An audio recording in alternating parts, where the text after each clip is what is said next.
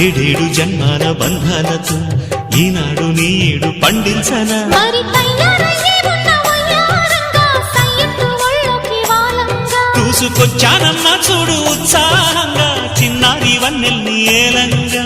ప్రతిక్షణం పరవశం కలగగా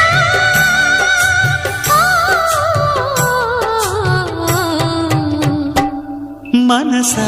పలకవే మధుమాసపు కోయిలవై చెలివే తెలుపవే చిగురాశల గీతికవై